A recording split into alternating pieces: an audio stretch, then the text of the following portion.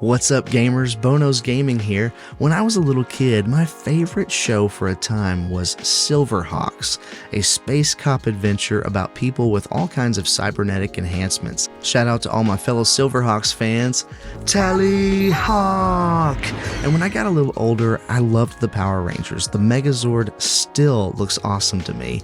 And as an adult, I couldn't help but be enamored with Iron Man and that hot rod red suit of his. There's just something about mechanized suits of armor that fascinates me, and clearly many others, because they keep making shows and movies about it. Well, Armored Core 6 Fires of Rubicon is here to scratch the itch of that fascination. And you know what? It satisfies. I want to tell you why I think you should pick this one up, some tips for getting started, and parents, what you should know before letting the little ones suit up for this space adventure. Let's get into it. Armored Core 6 is so much more fun than I expected. I kept watching the footage and thinking, this seems like the kind of game that would be really easy to mess up. I mean, think about it. You have to create gameplay for a statuesque mechanical war machine that somehow feels somewhat realistic. It has to be fast and fluid, responsive in order for the gameplay to feel good, but it also needs to have a heaviness to it to make it feel like you're actually piloting one of these things. And that seems like an impossible balance to find to me. But truthfully, FromSoftware has literally nailed it. This is, in my opinion, hands down the best mech game ever made. And I own Base Wars for the NES, y'all, so... Okay, Bo, we get it. You're super cool, and I want to subscribe to your channel and be your best friend, but what makes AC6 so great? Well, Tony, I'm glad you asked, and thank you for subscribing. That means a lot. Here's 4 reasons Armored Core 6 is awesome. Number 1, the story. Now, this is probably the weakest of the reasons, so I'm going to get it out of the way first, but Fires of Rubicon has this branching storyline that leads you to 3 completely different endings, and which ending you get depends on the choices you make in certain missions called decision missions. See, you play as a freelance mercenary who works for different factions and corporations on Rubicon 3, a planet that has a new and unstable fuel source called Coral. You'll encounter various characters and situations that will test not only your loyalty, but also your morality. Through that, you'll discover the secrets and unravel the mysteries of Rubicon 3 and its history. Because of this structure, you'll have to play the game 3 different times to get to the 3 endings, but that gives you a worthwhile replayability factor. The only downside to the story is that it's told almost entirely through pre-mission radio transmission briefings. There really aren't any cinematic cutscenes in this game. Also, sometimes I felt like the pauses between sentences were extra long, almost as if they were masking a load time but didn't have anything else to say. So they just slowed down their speech. But that was just the feeling I got. It might not be true at all, and it's a very minor complaint. Number 2, the gameplay. As I mentioned before, there's a balance that has to be found here. I was really afraid that I would either feel too heavy and slow and be annoyed by that, or that I'd feel so agile that my attacks felt like they didn't have any weight at all. But from start to finish, from customization to customization, what I actually found was a really well-balanced game that continued to keep things fresh throughout. It seemed like just about every mission had something new in store for me. There was always new enemy types or new parts and weapons for me to try out, and I enjoyed all of them. Another thing that I really appreciated was that each level placed you in a box. It wasn't an open world, but it wasn't linear either. It's just a big box with invisible walls, and so I was free to forge my own path forward and attack things in the order that I chose, but the levels were also bite-sized. It's a game that has very distinct starting and stopping points, and I like that. I don't like feeling trapped by a game because one quest leads right into the next, or I'm not sure if I stop in the middle of this 10-minute long cutscene if I'm going to lose my progress. I'm looking at you, Death Stranding.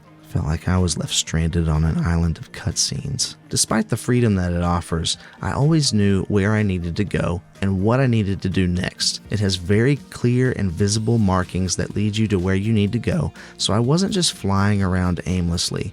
I could see my objective and never once got bored of fighting my way to get there.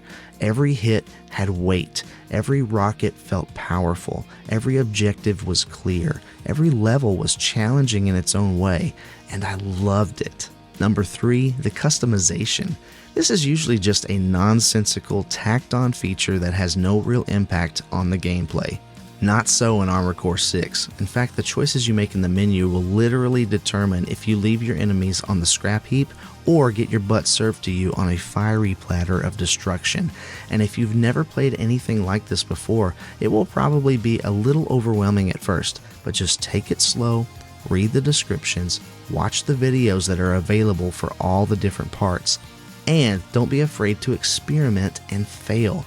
It'll be okay. This is observational combat, meaning you have to make observations about your enemies to determine their weaknesses, and that means you're going to die quite a few times before you can crack the code and equip the right mixture of weapons and armor.